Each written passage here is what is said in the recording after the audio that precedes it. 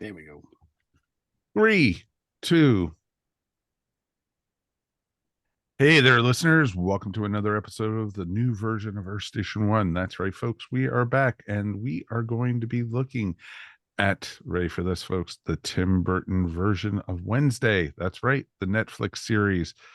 It Everyone has been like just talking and talking and talking about it. And it's been one of the most popular series on Netflix ever. And it's pretty amazing to think about that the Adams family is having such a resurgence in 2022. And I'm going to be looking forward to talking about this one. It was an amazing series and it was fun. It was adventurous. It was a mystery. It was all the different things. And you know what? The man who is my, I wouldn't call him Lurch. I call him more my Mr. Uncle Fester than anything else. Let's welcome Mr. Mike Gordon to the show. Howdy, I think. How are you, buddy? Peachy Keen. Are you doing okay? Are you ready for a little bit of Wednesday I on a, am. on a Monday?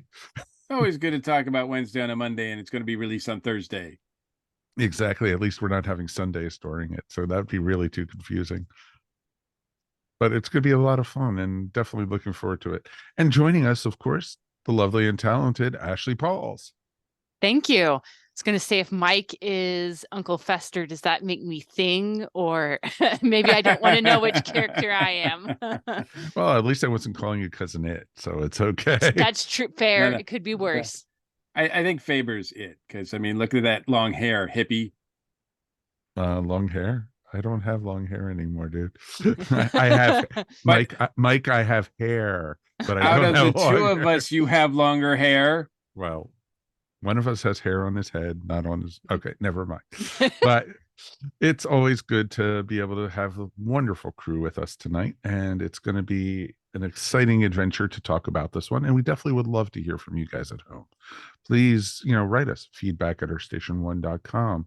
And of course, we want to say hi to our folks who are watching us right now on YouTube. Hi, everybody. So we're all waving at you guys. Those at home are like losing out now. We're doing to two different types of audiences now. It's pretty awesome. And thank you everyone who has subscribed to us up on YouTube. Thank you everybody who's left feedback, who's given us thumbs up. And of course, let's also give a big thank you to everyone who has been following us up on the audio versions, because we still have some amazing places where you can listen to us, and a lot of listeners are still listening to us audio wise. And you get special little treats for listening to us on audio wise. Usually you get Ashley's segment on the audio version, you get Michelle's iconic rock blog, and of course the Geek Girls take. Depends which episode you're listening to, because with us doing the new versions of the show, having it come out on both on Mondays and Thursdays now, it's going to be sent right to your streaming device, and YouTube is going live at the same time also. So it's cool. You get it those also twice a week, so you're going to be getting all that, and more Earth Station One for you to love, as we like to say. It's pretty cool. And you know what, definitely would love to hear from you, as we like to say. Tell your friends, tell your neighbors, especially at the holiday season. Giving is a great thing, so tell everybody. Have a little Christmas tree underneath, have a little package wrapped up, and have it be an Earth Station One t-shirt from our T Public store, or some kind of gift certificate for Patreon. You could have them sign up for our Patreon and help support the station that way. It's not that much. Hell, if you donate $12, you can help subscribe to the ESO network for a year. That's not too shabby if you think about it that way. 12 whole dollars. So it's pretty cool if you do that. And you can find us, of course, wherever fine podcasts are found, YouTube, or of course our Patreon, and patreon.com/ESO network. Pretty cool stuff. And also, as cool stuff goes, you still have a little time, not much as the recording date, to get some nice glasses from our friends over at Tifosi Optical. And folks, people have been ordering for the holidays from our Tifosi account. So thank you, everybody who has been ordering for Tifosi. And you know what? Tifosi is just an amazing place to do it. And I know by the time this comes out, Christmas is already in the past. It was yesterday because this is coming out, being released on the 26th. So happy Boxing Day, everybody. And I'm sure Tifosi is having an after Christmas sale. And the great thing about Tifosi is you can get a cool pair of sunglasses, but you also get 10% off your whole order.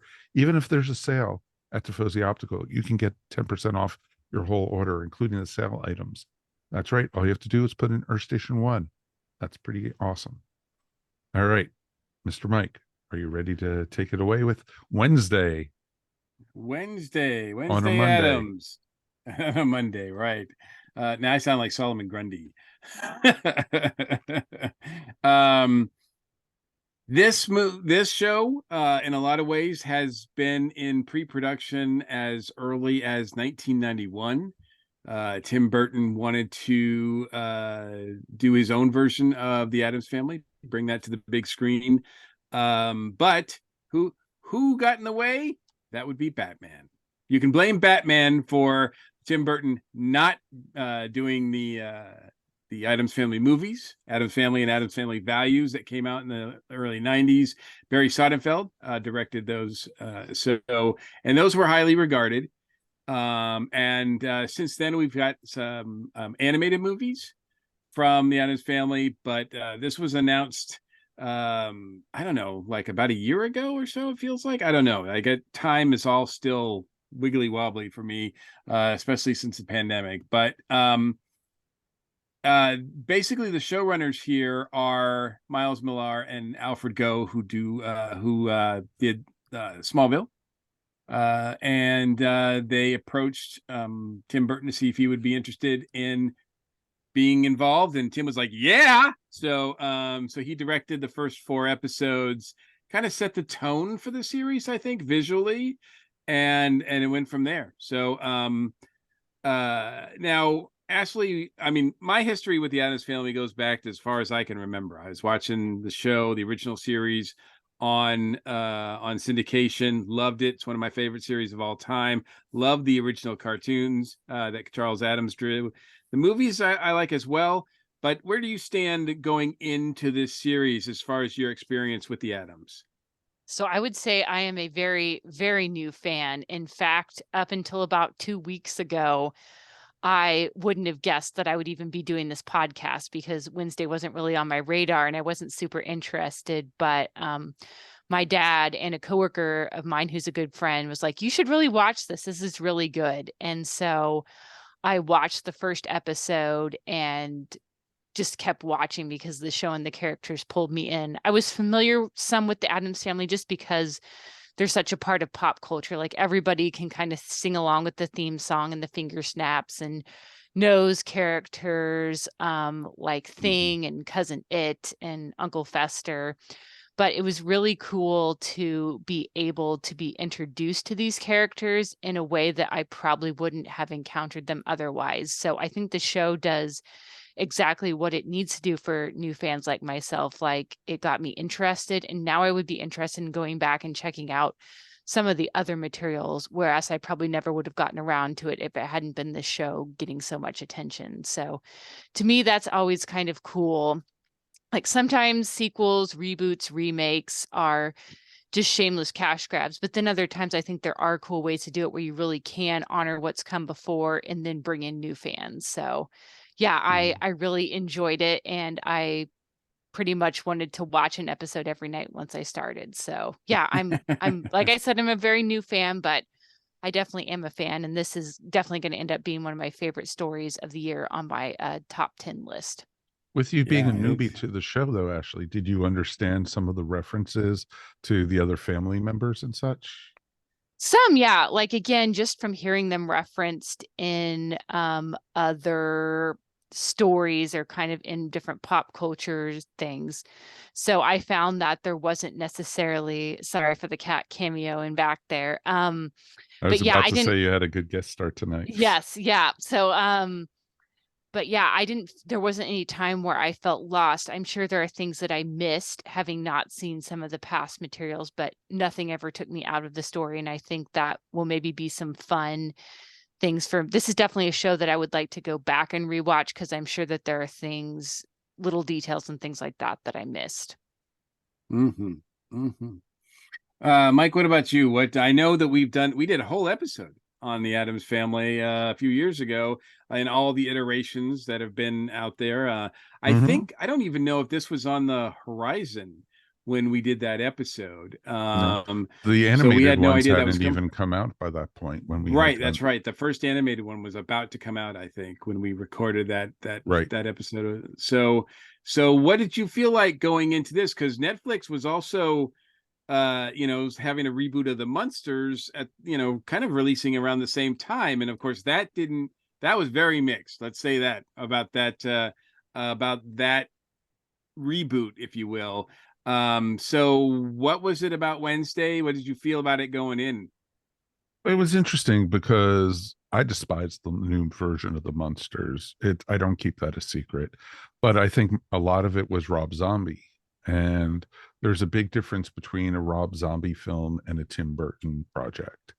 And it's, the casting, the people who are involved with it, the stories. And I was, mildly curious what they were going to be doing. At first, when they first announced it, I was like, it's probably going to be some kind of CW drool or something like that. And, I was going to be like, I'll maybe catch it sometime. But when they started announcing the casting and some of the folks who were going to be directing and folks who were going to be writing and, just the creators. And then at Comic-Con this last year, they announced who was playing Uncle Fester. It was kept a surprise. And then when they announced Fred as Fester, I was like, okay, I'm in, and it was interesting to think about it. And Wednesday was the perfect character to spin off a show on. I couldn't see them doing a Pugsley show. I couldn't see them doing a Morticia and Gomez show or a Lurch show. Maybe a Fester show, possibly, possibly. But I'm very curious. I think it was a very well done series. I think the characterization was very true to form. And damn it, that poor girl did not blink the whole episode series. And I think I maybe caught her once or twice, but it was amazing. She was awesome. And I am looking forward to talking about this. There was a lot of it, and I can't wait to watch it again. That's how much I liked it. Yeah, I mean, we weren't even scheduled we didn't know how this series would go, and the interest on it was like it could have gone either way, and we did not put this on our schedule to review because we just didn't know if it was going to be anything that we would jump at. As Mike said, he was not really, gung ho about it until I think the buzz was just incredible on this, and you couldn't avoid how I mean, it just took off like wildfire. And as I said, I mean, I've been a big Addams Family fan. The original series is one of my favorites. The original series was a family show, and I mean that as it was about the whole family, but it particularly had a spotlight on the relationship between Gomez and Morticia. And but there were kids there, of course, but most of the episodes focused on Gomez, the married couple. As most family dramas do. I think you have your kids there, but you don't really they don't do a lot of heavy lifting because as actors they can't, right? They're just kid actors, especially back in those days. So it wasn't until the Sonnenfeld movies in the 90s where it seemed like Wednesday was really like taking center stage. Particularly I think I'm not sure which one it is. Is it the first movie where she has the lemonade stand? I think it was the second one, but the Yeah. second one also was when they went to summer camp. Yeah, that scene with Wednesday at summer camp, where they were doing the sketch on the Pilgrims and the Indians for Thanksgiving, was like just went viral, and it's still one of my favorite moments of any Addams Family thing. So and that Christina Ricci, very young Christina Ricci, played Wednesday in those two movies. The two animated movies also kind of focus on Wednesday as well. So Wednesday has really become like a centerpiece of this franchise in a way that, so now we've got this series, and for me, I was very interested. I'd heard about some of the casting, of course, and I was like, oh, I don't know, that's will be interesting to see all these actors play these roles that I know of. But yeah, until I see it, I'm not going to know. But it seemed to fit that sort of, sort of goth teens, supernatural, whatever, in some sort of school environment, kind of like Harry Potter. But in my mind, it was more to the akin of like Buffy the Vampire Slayer, or even recently the Chilling Adventures of Sabrina, where these female characters are going through high school, learning about life while they're dealing with all these weird things. And of course the trailer for the series with Wednesday holding the bags of piranha uh in the pool was just like, okay, that you got me. That's perfect. This is going to be amazing.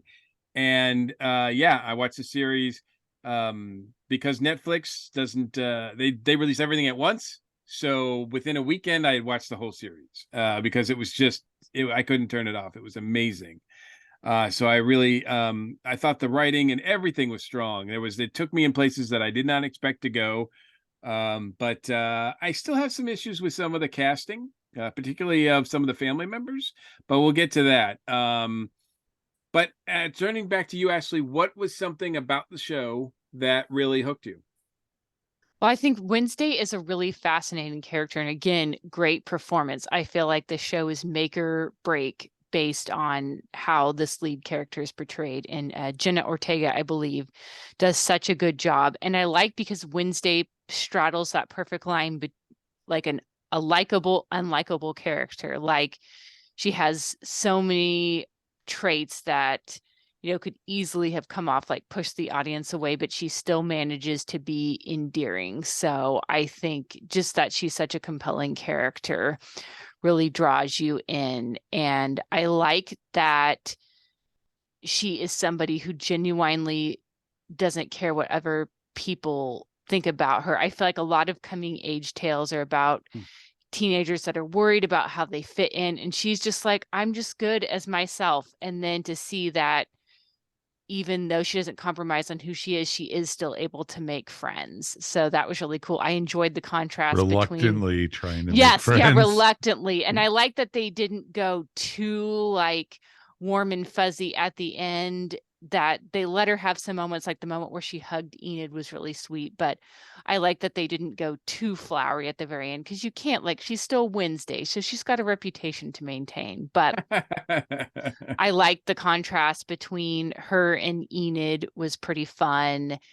And then, yeah, just watching her play off some of the adults, like the leader of the school, always good to see Gwendolyn Christie. And then the sheriff, seeing her kind of go toe to toe with these adults, and just the frustration if she knows what's going on and will not believe her. I also like that they surprised me with some of the twists in the mystery. I spent the whole show trying to figure out who the monster was and who was controlling the monster. So I like that they kind of made you uncertain for a little bit, and that Wednesday was really convinced it was one person, but then it turned out to be another. So they kind of play with some stereotypes in your expectations. And I mean, of course, The Thing, like, what a great performance from that actor. I will say the actor who did the hand motions was a better performance than some other like full acting performances I've seen in movies and TV shows this year. So Wow. I think it's great that anytime you have a character with like no dialogue, not even any facial expressions, but you can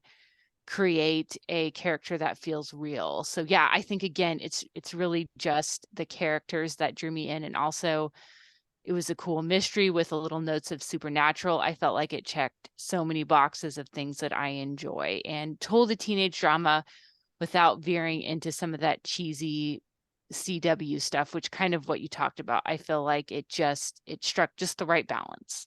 And I should point out to people watching, people listening, that we are going to go into spoilers. So if you have not seen the show, or you do not want to be spoiled whatsoever about anything aspect of the show, I mean, you've already reached a point where it's like, oh, maybe, but I don't think we've spoiled anything yet, but we probably will shortly, because Going I'm about to, further, we definitely will. yeah, because I'm about to ask Mike like what he enjoyed. So I'm sure he's going to spoil something. Oh, spoil something? No, I'll spoil everything. No. No, it was interesting with the series. I agree with what you said, Mike, about some of the casting wasn't exactly what I was expecting. And I enjoyed the young lady, Jenna. She was awesome. She was amazing as Wednesday. The kid, who they had as her roommate they were so perfectly opposite. And it was cute too, because you had so many different characters in this, but the one constant was how her roommate was like a total ball of sunshine the whole pretty much the whole time, except for when she got stood up. But you know Huh. it was understandable. The guy was turned to stone. It does happen. So What can you do? exactly. But yeah, it was interesting. I was worried about halfway through the series, with the whole thing with the mystery, and who the monster was and what the monster was. And it was real interesting with that. But I was like going, oh, please don't go down the Nancy Drew route, or go down the route of it becoming too CW-ish. And it didn't, which was awesome. And it every step of the way you thought it was going to turn bad, it got warped, it got weird, it got atoms is a good way to put it. And I enjoyed that part. And there were, when you think things were at its bleakest, and you go, oh, everything was explaining itself. You expected, because a lot of times with the CW shows, especially, there's like holes in the plots you could drive a truck through. This one, I didn't feel like it. It was explaining itself. Some of it was pulling the bag over your head, but it made sense in the end. And that's what I loved about it. And the casting, like you said, Gwendolyn Christie was amazing in the series. And she was a great character, and it sucked to see her go. Yeah, And some shocking moments that I didn't yes, expect. but it was also cool to see Christina Ricci in this, especially the scenes with her and Wednesday. The chemistry between the two of them was awesome and everything. And I thought that was awesome. Like Ashley said, the actor who they had playing Thing was one of the best parts of the show. And it was, for a hand to steal a show was, some of the best stuff about it. And I definitely think, you know, I would that's a series I could watch, a spin-off, Thing and Friends or something. Or even better, Lurch and Thing, So, and it's interesting. One of the things, I was wondering though with the series is you learned what, Morticia's powers were, because everyone at the school had some kind of they were either werewolves, or they were, they had the snakes, or they were, soothsayers, or whatever they were. It was interesting. But what is Gomez's powers? Because he was at the school and everything. So I'm curious on that one. I have theories, but we'll talk about that in a little bit. Yeah, it's interesting that they added a sort of powers to the Addams family, because we haven't really seen that. And in previous incarnations, particularly in the series, the main joke, the main aspect, the main gimmick of the show was that they would sort of take the Addams family and put them in quote unquote normal situations, and see how like normal people would react and how crazy things were. But I will tell you that as much as I love the original series, if you binge it, like that's a joke. That's a one joke that gets like done over and over and over and over again. It's like, wow, how many times can like ordinary people come into their house and get freaked out about the bear on the wall or lurch or like, and it's just, it would happen every single time. Which that's the way TV was back then. People didn't binge things, people didn't watch, people didn't even, a lot of people didn't even have TVs, so they weren't sure like what, you couldn't guarantee that somebody was going to be able to watch it every week, so you couldn't tell continuous stories, et cetera, et cetera. So what they've done here is you still get that element because the school is located in a small, I think it's Vermont, right? It is, yes. New England town, right? And small New England town.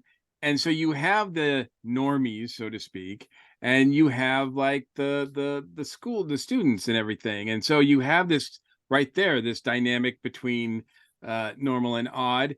Plus the fact that this is the beauty of the show, that even with a school that has vampires and werewolves and all these other beings, supernatural beings, Wednesday's still an outcast. Like she's even an outcast there. She's an outcast. You think, oh well, she'll just go to this academy and she'll just fit right in. No, she has no interest in fitting in anywhere. She is an outcast everywhere she goes. She's an outcast in her family. She's an outcast in high school, in a regular high school. She's an outcast everywhere. And she loves that. I think she really enjoys doing that. She really is a character with no F's to give. Like she just doesn't care. Now we find out, there is a way to penetrate that goth exterior of hers, right? We do see like her start to care about things, and she does care about her family to an extent. So that process of learning that is really interesting, and taking things like that, you like Mike said, you would see in a CW show like the love triangle, or like a young adult, movie series or whatever, that taking things like that and sort of flipping them, right? Like sort of like playing them from a different side or a different angle, was very interesting to me as well. I think the show was a lot smarter than I thought it was going to be. It was so. really in depth. They played around with the history of the Adams, and that was a really interesting thing. As Mike said, there's still some mysteries, things we don't know there. But I will say, regarding as an Addams Family fan, looking at the family, I think Jenna, well, the whole thing falls apart if Jenna's not decent, right? That is not good, right? But she is more than capable of putting this show on her shoulders and carrying this show. Like every time she's on screen, you just want more of her. I mean, she does such a great job. The rest of the family, I think Louis Guzman was cast really well as Gomez, particularly when you look at the original strip, the original cartoons that Charles Addams did. But I do miss his like energy and his passion, because even though that John Astin and Raul Julia were more attractive than Guzman, they were energetic. They had a passion that you could definitely understand why Morticia was attracted to him. And even in the cartoon, on the comic strip, you could see that there was an energy that he had there. But Louis like played it, and I don't know, this might have been a direction that he was given, but he kind of played it like he was just kind of there. Like I didn't really. He was almost He was almost too laid back. Right, he was very laid back. Because you had both actually Raul Julia and John Adams, were John Astin, were very manic. They were like energy, boom, boom, boom, boom, and then again, and then John Astin's, oh my Cherie, the whole thing. Yeah. Then running, grabbing a sword, Fester, let's go. It's like, and it was just always that. I did not feel that from him, and I felt and I liked him. He looked just like the original cartoons looked, and everything.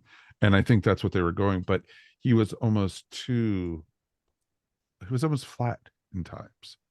Yeah, and I don't think it was the actor. I think it's just the way it was written, because Yeah. he Oh didn't no, I really don't blame the have any. actor. He didn't have, and we've seen Louis in other things. I mean, he's capable, more than capable of doing that sort of thing.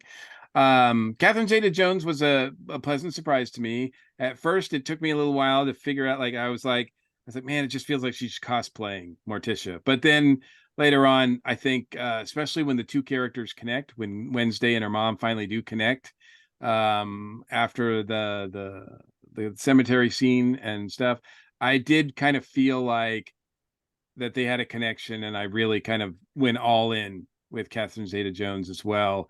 So I did appreciate her performance. The actor they got playing Pugsley, I can't think of his name, but he's perfect. He's great. Don't change a thing. Lurch was awful. Like, I got no sense of menace from Lurch whatsoever. So I did not care for that. Fortunately, he's not on screen that much. As we've talked about, Thing is amazing. And the biggest surprise to me was Fred Armisen as Fester. I don't think I've ever loved Fred Armisen more than as Fester. He is perfect as Fester, like perfect, perfect, perfect. Like, better than Christopher Lloyd, I think. Maybe Oh, not as good as Jackie Cooper, but like he just nailed it. he's my second favorite Fester, truthfully. And it was really cool too, because we finished watching last Wednesday, and then on Thursday we went, and this is gonna be part my shout out, so you guys will hear this later. We went to go to the REM tribute show at the Roxy. That was for the 40th anniversary of the release of Chronic Town, and guess who was one of the singers there? Fred Armisen. So, oh wow. And so it was pretty awesome. Has his hair grown back? Yeah, and it was funny. Someone in the audience yelled Fester. You never know where he's going to show up. It was pretty awesome. And you know what? He was, as Fester, he captured, the creepiness of Fester. They made Fester more diabolical in this than they have elsewhere, because like in the two movies, he was easily persuaded and he was brainwashed in the first one as Christopher Lloyd. Right. And I didn't find him all that comical as Fester, and where Jackie Cooper was completely was great. He was the weird Uncle Fester, the light bulb in the mouth and the electricity and everything. And he wasn't that bright. I mean, Fred brings a brightness, as intelligence to him that he didn't have in the original series. Exactly. Well, exactly. And I love, because I was hoping, I'd had no clue they were going to be bringing Fester into for the series. And that was one of the cool things about it, because she kept on saying, oh, my uncle was at a monastery for 5 years. And she says, oh, what did he study? Oh, no, he was a captive of the monks, and it was just awesome. And there was just so many good lines in this. The writing was awesome, even in this.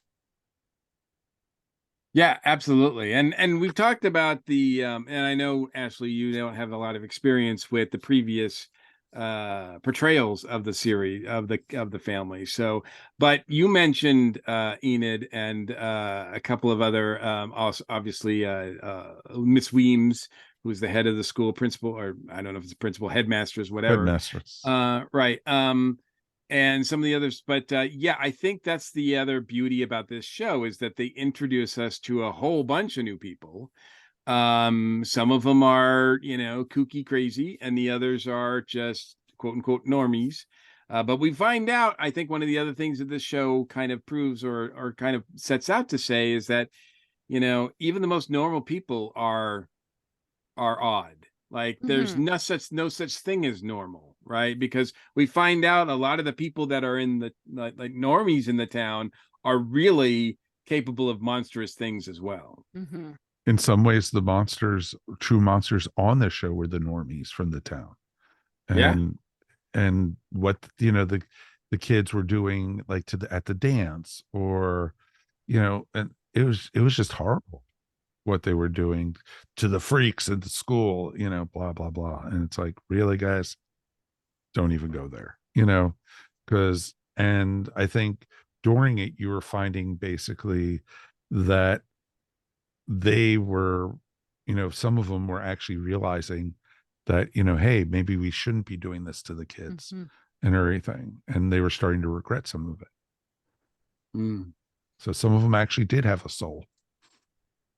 What Ashley, what did you think of the sort of the flashbacks to the witch trials and all of the history that was going on in the town? What did you feel about that sort of angle in the show? Yeah, I feel like anytime you can have flashbacks and kind of reference like actual history that happened, I feel like that added a richness to the show. I thought it was interesting that she was communing with a past member of the family. I don't know if that was something new added for the show or not, but I liked the contrast between her and her mother too, the different types of visions they had, in that her mother had the more positive visions and she had the negative ones, and how that could have driven her mad basically and kind of isolated her from everybody. And then yeah, so just seeing how that quest developed, interesting setting with the school and the city, and then the pilgrim theme park, which was amusing, like seeing them all have to volunteer at that place. So yeah, I thought they did a really good job setting the stage and making this feel like a setting that had a role to play in the story. I felt like so many things about this series were purposeful, like there was a reason why things happened, and like the flashbacks and the visions weren't just like padding or adding to the runtime. I felt like they added to the story and added some historical richness. And I'd be curious to see more about like Adam's family ancestors and how that may come into play, especially if they all have powers, and yeah, seeing that all weave through the story going forward. Gotcha. Can I also just insert here that when they did have that field trip to the the original like village, or the representation of the village theme park as you called it, um that is kind of a real thing. Like there is a place in Massachusetts called Plymouth Plantation, where I did that's not know that. exactly what they do. It's a living history of colonial times. And so they have, when you walk in there, I mean, you're given a tour and you can walk around wherever, but it's almost like, in some ways, but it's more of an educational thing than like of a Ren fair, where everybody's in character. You go up to like women, and they tell you like what their jobs are, what they do every day. You can churn butter with them or whatever. You can do all these Interesting. things. Like it's like every kid in Massachusetts at some point like has gone to Plymouth Plantation to do this, because it's like kind of, I don't know, it's like a law or something. It was a typical field trip. Yeah, absolutely. So when I saw the scenes of this, I was like, wow, here they are, like, taking this thing that I remember from my childhood, Hmm.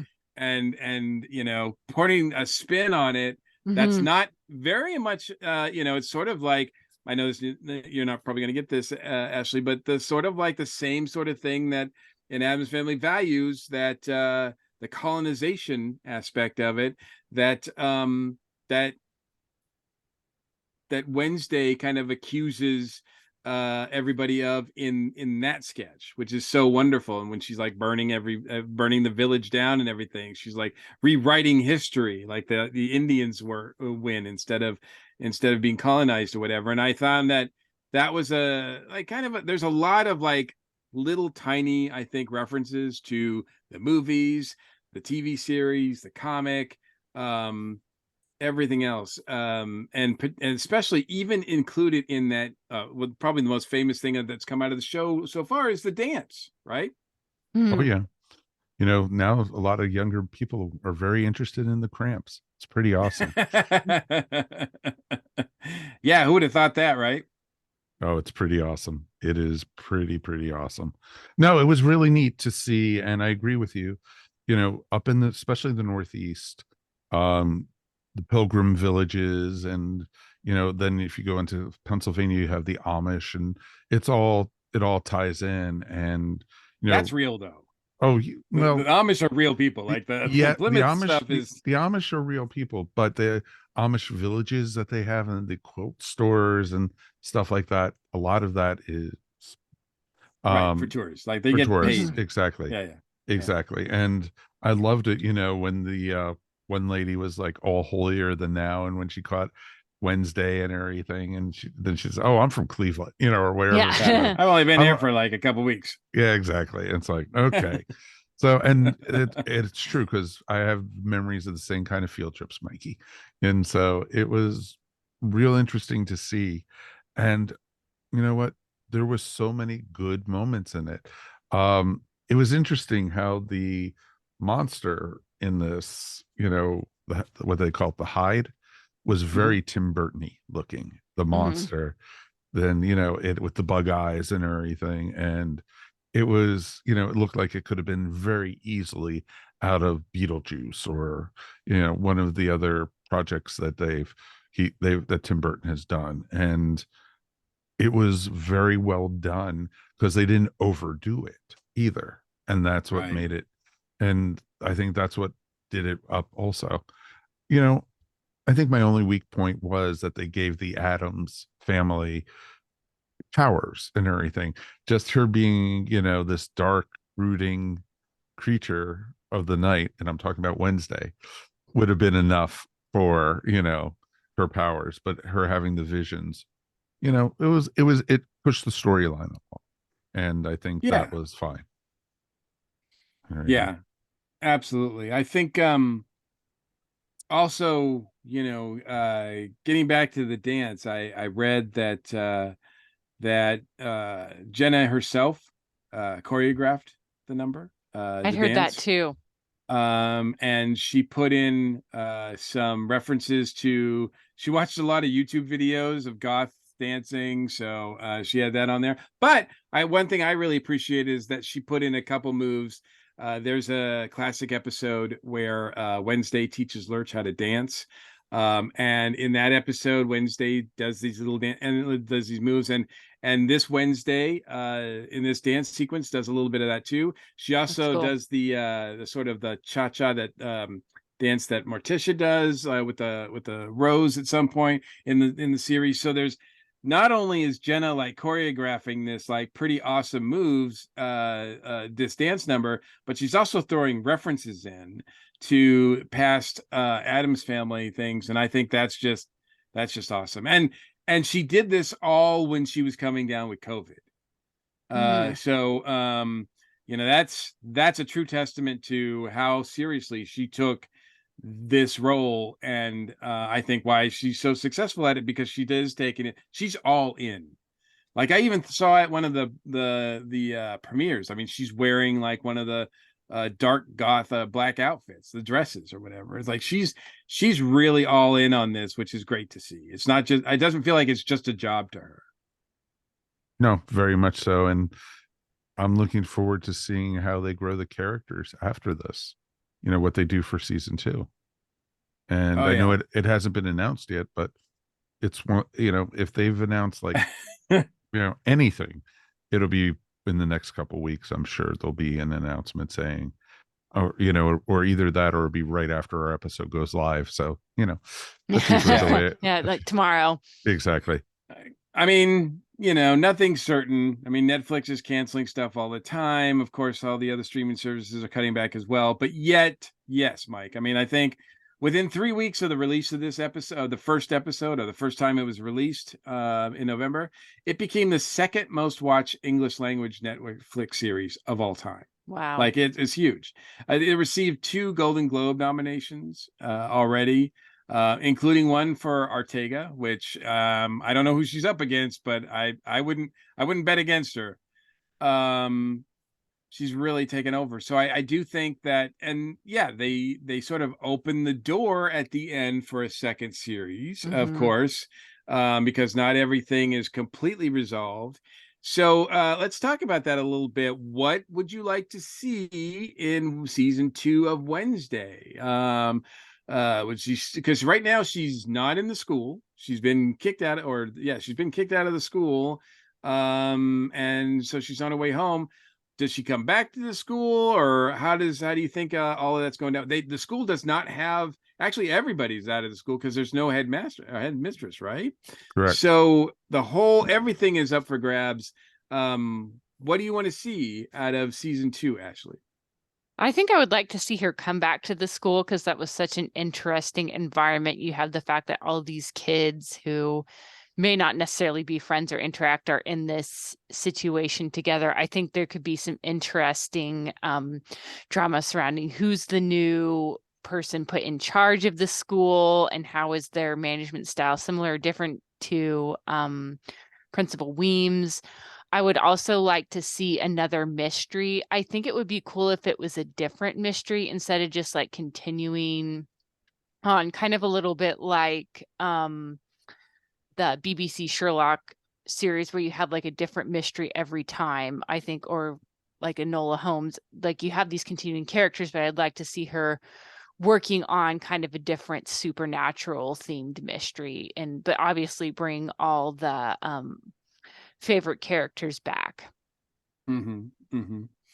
Mike, anything in particular you would like to see from season 2? Well, I agree with what Ashley says. I just don't want it to see it that, kind of like Buffy the Vampire Slayer when they were in high school still. Each season they had a different principal, and the principal somehow becomes the sacrificial lamb of the season.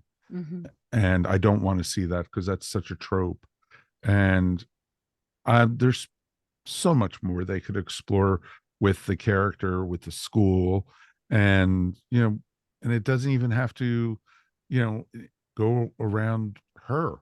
It could be, she could be part of something else. I think it could be something with the vampires, or something with some of the other with the sirens or something. I think there's just so much potential with the characters, and Wednesday's there as the main character, but she doesn't have to be, be a family curse or something like that.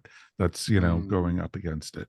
So I definitely think there is potential, and I could see this series going for like 3 or 4 more seasons after this. So oh yeah, heck yeah. I mean, I'm not even willing to put an end to that. I mean, right now I want more.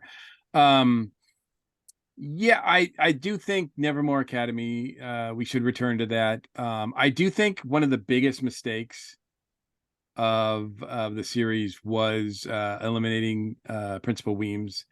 As much of a shock as that was, and I mean the shock only lasts like a few minutes, and then you're kind of like, damn. Like, I don't know if they would needed to write Gwendolyn Christie out for some reason, because maybe she has another Netflix show that she has to be in. I don't know. Maybe what could nudge, that nudge, be? nudge, What wink, could wink. that be? Let's sleep on it and we'll figure it out. Yeah. Man, she's had a good year, huh? She's up there for best actress for all things for me this year.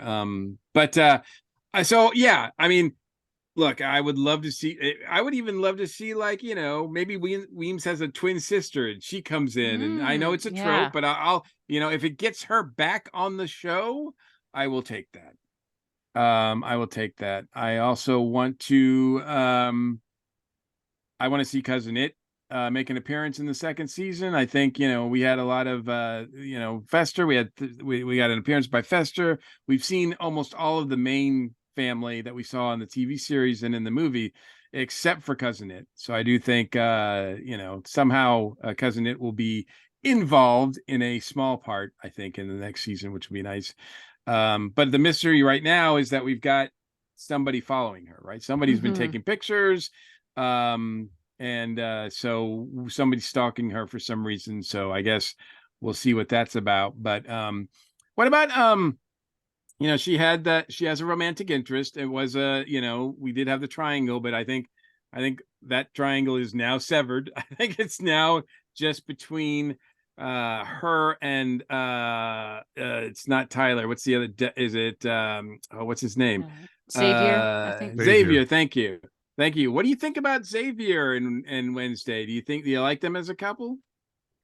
I think it's interesting the dynamic, and I'm kind of curious to see where it goes. I like again that they kind of flipped the stereotype, like he was the popular boy, and I was thinking, yeah, he's going to turn out to be the monster, but then like it turned out to be the guy that she really seemed to bond with, that was kind of like an outcast like her. So I think that she was definitely surprised, and I think that they could grow that relationship between her and Xavier, but I would like to see that play out over a season and kind of work on their dynamic. So I wouldn't want to see anything happen too fast. And I would also be okay if they ended up as simply friends.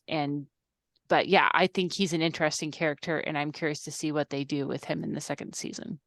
On a related note, I don't want to see sorry, go Wednesday tied up with a boyfriend. I think, she works better as an independent. That may be true, but this is a TV series, and the main character is going to have some love interest. I think that's pretty much a given. I don't think they're gonna but on a related note, do you want to see Tyler like a redemption arc for Tyler? No. Ashley? No. I could go either way.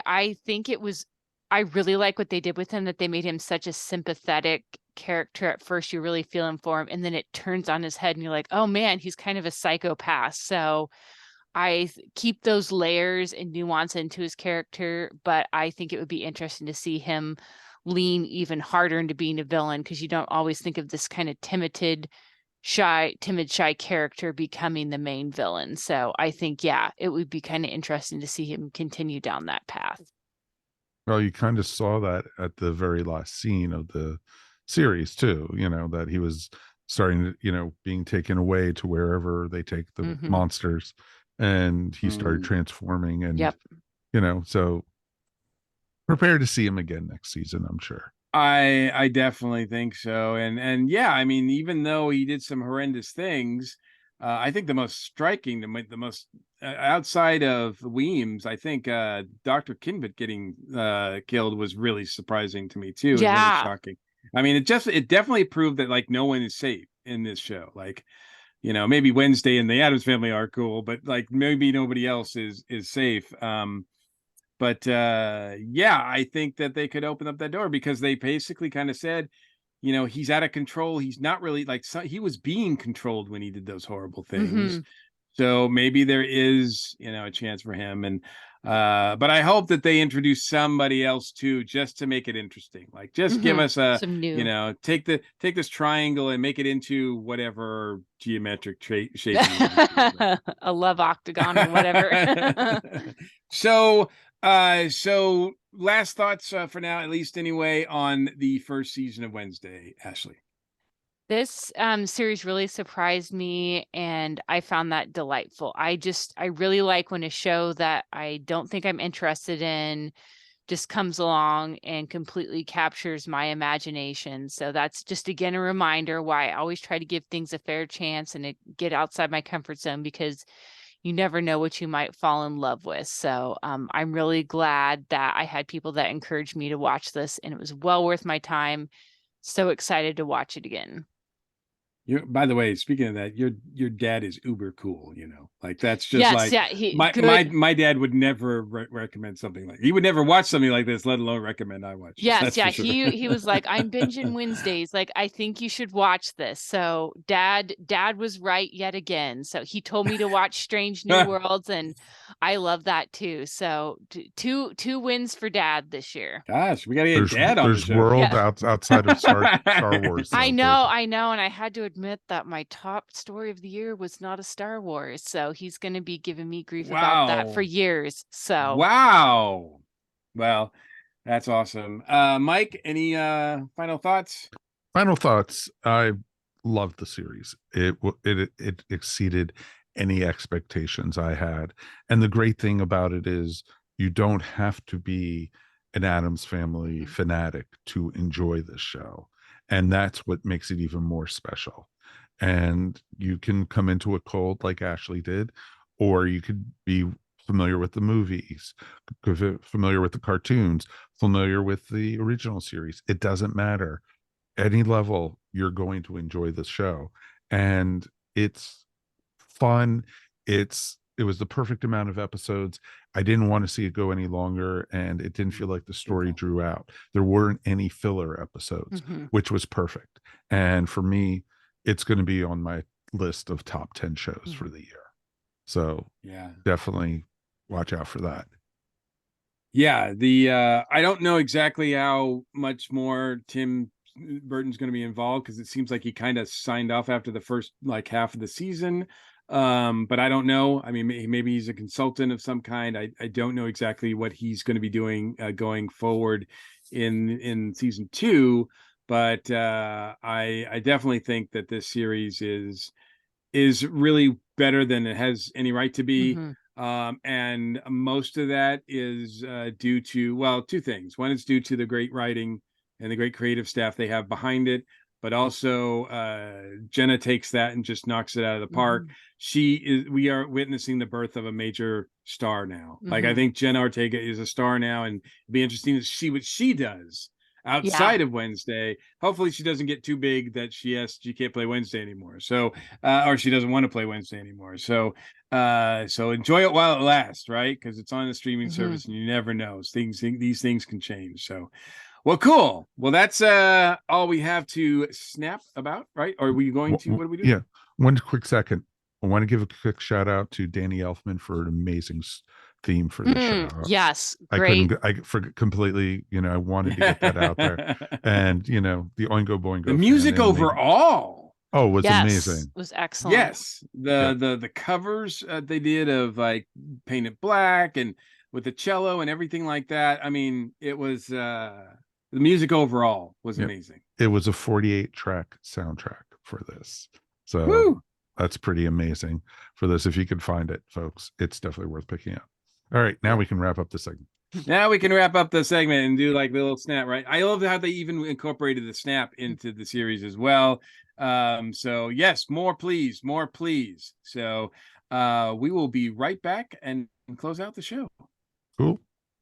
And this is the part where the audio folks actually have a break and have commercials and probably Michelle's segment or, so it should be very cool at this point. And so this is a little bonus material for you folks on YouTube.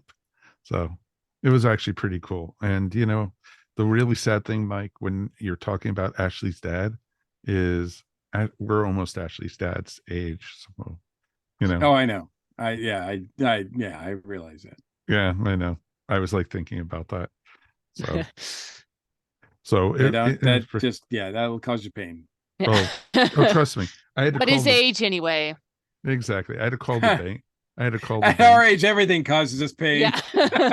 Yes, it does.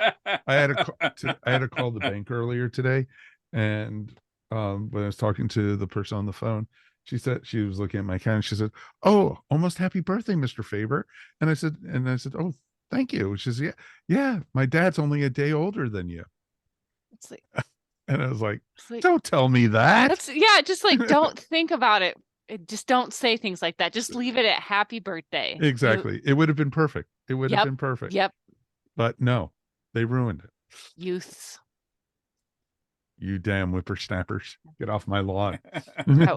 Working on a college campus, I notice each year the students stay the same age, but I'm getting older. It's like no one mistakes me for a college student anymore. The best I can hope for is like a professor or something distinguished like that. But yeah, the students are in a different age bracket than myself now. Oh, I know.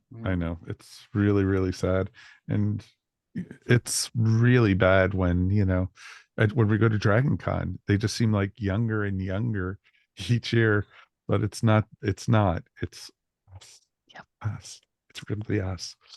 It is. All right. Let's go ahead and we're going to wrap up the show. Thank you guys on YouTube for listening to us rant for a few minutes. Like I said, this is bonus material because we don't edit on YouTube. That's the cool thing with it.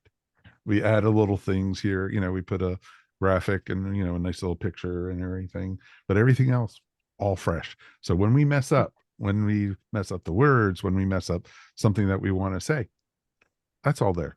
So, so you'll get to see lots of cool stuff here on YouTube. So this is another reason. Raw and naked. bite when your my tongue. cat is taking a bath in the background. So Yeah. like, I So think technically, we count like as a cat video on YouTube. we count there as a you cat go. video. Yeah, put that in the hashtags. We should get tons of new Yeah. viewers because of Mhm. that. So thank you for that, Ashley. You're welcome. Glad to assist. No, it was perfect. The timing was perfect with the cat. It was awesome. So all right. Let me just get the close and we'll be ready to go. There we go. All right. 3, 2. So let's go wrap up our episode for another week. Thank you guys for joining us. I hope you guys are enjoying the new format. Shorter episodes, more to the main topics, or if we have somebody in the geek seat, they're going to be the focus of that episode. So it's pretty cool. And like last week, we did add a creative outlet to the main topic segment. And when we did REM, and so we actually had some wonderful young ladies who were talking about, was it Black Cloak, the new series for Image Comics. And so they were in our creative outlet segment. And so we're going to be doing things like that. We're going to be having like bonus stuff with it. And on YouTube, we actually released that as a bonus video. So that's up there also. So, definitely check out what we have on YouTube. Check out, what we have, our regular stuff too. But we're going to be having shorter, more to the point episodes, as we like to call it. And it's going to be a lot of fun with what we got planned for over the next 6 months. And this is just the beginning of changes. There's going to be a lot of other stuff going on, more places to find us. We're going to be doing some new cons. We actually might have the return of the con report because we have some conventions already in the plans for 2023. So definitely will be very interesting to see what's going on for it. But of course, let's thank our crew for being here. Ashley, thank you as always. Do you have anything you want to shout out about tonight? Yeah, my shout out tonight is just to remind everybody to take care of yourself. We're getting towards the end of the year. There's a lot of illness going around. It's a busy time of year. So if you find yourself, if you're struggling mentally, physically, or emotionally, just reach out and ask for help and take care of yourself. I think sometimes we all need someone to remind us to just take a minute and take care of ourselves and take some time to rest. So it can get kind of hectic. So just take a moment to relax and make sure you're taking good care of yourself. Oh, very much so. Very, very much so. And folks, if you're feeling down at the holidays, because so many people feel down, we talked about it last week. There's so many people who are down and out. There's always going to be somebody there who can listen to you. There's phone lines and such where you can call in, and if you just need to just talk, somebody will listen. If you don't have anyone close to you, no family members or friends who are available, there's always a phone line, right? And almost everybody has a phone nowadays. So definitely call, take care of yourself. And Mr. Mike, what do you got for us tonight? Well, as always, it's my pleasure. And the only way I can follow up Ashley's beautiful sentiments is by talking about the butt apocalypse. Because Doom Patrol, of course. Doom Patrol is back on HBO Max, and this is probably, with everything going on HBO, like Max and everything, Warner Brothers, this is probably the last of Doom Patrol we're going to get. So I'm enjoying this. I'm going to squeeze every little bit of enjoyment I can out of this series. I love Doom Patrol. It came back with, I think, 2 episodes as a start, and they were both amazing. It's wacky and as fun as it ever has been. And yes, it does seem like the main thing that they are trying to avoid this year is the butt apocalypse. And if you don't know what that means, if you Google it, just don't Google it at work. Because it depends on where you work, but it's probably not a good idea in most places. So yes, not safe for work, folks. Not safe for work at all. As and the way Warner Brothers is acting, they might even pull the plug before the next episode airs on Friday. So catch it while you can. Doom Patrol has been one of my favorite series since it was first released, and it's filmed right here in Atlanta, Georgia. So even more the better. It's a homegrown product. I appreciate it so much. So Doom Patrol is back. Any signs of Bobby Nash in the videos yet? No, and you know what? Considering that there's most of the season revolves around attacking butts, I'm thankful that Bobby is like not anywhere near this show this year. Wow. Mm. Wow. All right. For me, my shout out. Like I had mentioned earlier, we actually got to go to a concert on Thursday, and it was at the Roxy in Atlanta, well, suburb of Atlanta, and we got to see the 40th anniversary of Chronic Town. And for those who don't know what Chronic Town is, it's REM's first EP that they put Wait, out. you're saying people didn't listen to us last week? They should Really, Mike? know. Really? I think we have a lot more listeners that are going to be listening about Wednesday than we did about REM. No offense, but maybe. and so it was a fun show. It had tons and tons of folks, musicians from Athens, big time musicians like folks from the Black Crows were there. Darius Rucker was there.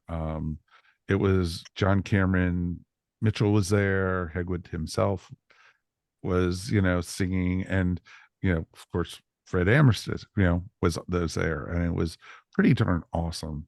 And they did the first 5 songs were the 5 songs from Chronic Town, but after that was all REM music. And after they did the first 5 songs, guess who got up with them to play in the house band? Of course, Mike Mills and Peter Buck. So Wow. it was pretty awesome. And it was a lot of, it was just, the energy was great. We even got to see our friend Puddles the clown. So Nice. and Nice. he did a Christmas song. So, always great to see Puddles. And, for those who don't know Puddles, just look up Puddles the singing clown. You'll be impressed. And he's a 7-foot clown and has the voice of an angel pretty much. And so definitely check it out. They had it available on video for the first 48 hours that you could buy the concert and you were able to watch it. But it's no longer available. I don't know if that's because they're going to be putting it out as, a movie, like on streaming somewhere or something, because it's pretty awesome. So if you get a chance, definitely check it out. The 40th anniversary of Chronic Town. And of course, speaking of crazy little things, we will be back again next week. That's right, folks. From all of us here, we hope you had a great Christmas.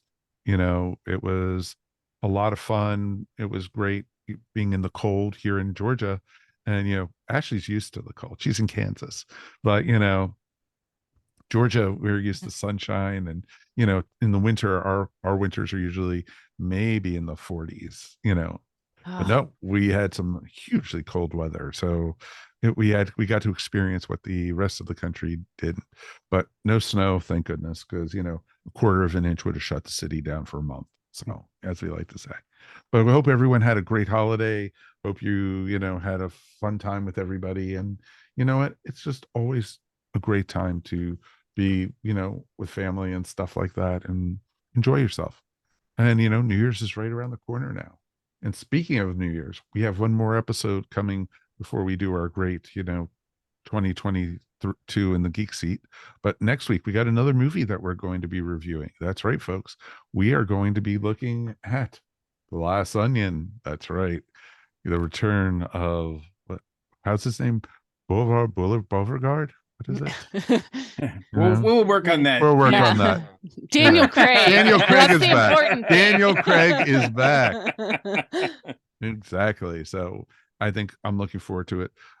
Wish I would have had a chance to go see that at the movies, but we'll see it on Netflix with the rest of the world. And you know what? It'll be a ton of fun. So until then, of course, my name is Mike Faber. We really appreciate you joining us this time. And thank you for everyone who's watching, everyone who's listening. We have so many people doing so many different things. It's going crazy. It's awesome. Thanks for listening to Earth Station One podcast. We couldn't do this without you.